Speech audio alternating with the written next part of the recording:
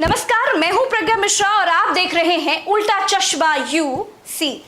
पकौड़ी रोजगार, vocal for local, आत्मनिर्भर बनाते बनाते, मोर नचाते नचाते, ताली बजाते बजाते और देसी नस्ल के कुत्ते पालते पालते विकास की लंका लग गई है। सरकार ने इसे एक्ट ऑफ गॉड बताया है, मतलब भगवान की मर्जी।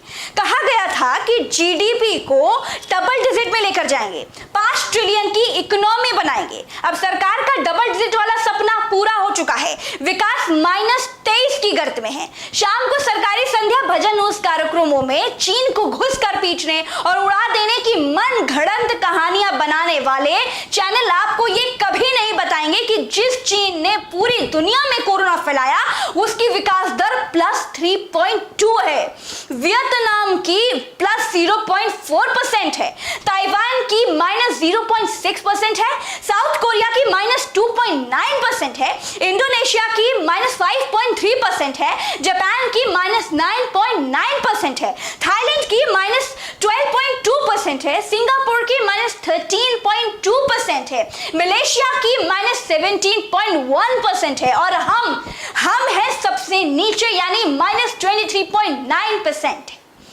अब कुछ मूर्ख चाहें तो इसकी तुलना पाकिस्तान से भी कर सकते हैं, क्योंकि मैं अपने देश की तुलना पाकिस्तान से करने में अपने देश का अपमान समझती हूं।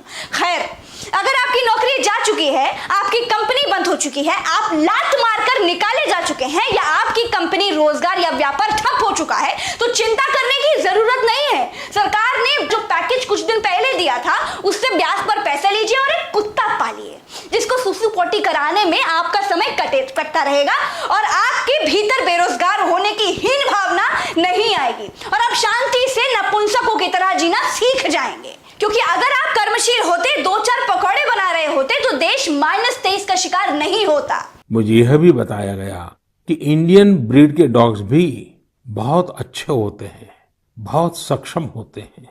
इंडियन ब्रीड्स में मुधोल हाउंड है, हिमाचली हाउंड है, ये बहुत ही अच्छी नस्लें हैं। राजपलायम, कन्नी, चिप्पी पराई और कोम्बाई भी बहुत शानदार इंडियन ब्रीड्स हैं। इनको पालने में खर्च भी काफी कम आता है और ये भारतीय माहौल में ढले भी होते हैं। फाइनेंस मिनिस्टर भगवान भरोसे हैं, जो जिम्मेदार थे उनको सांप सूंघ चुका है। भारत को -23 से 0 तक आने में ही लंबा वक्त लग सकता है, उसके बाद 0 से भी ऊपर उठना भी आसान नहीं होगा। और अगर देश की जीडीपी बढ़ानी है तो ये भी ट्राई कर सकते हैं। रोजगार का 100% सफलतम उपाय है, लाख दुखों की एक दवाई है गाय।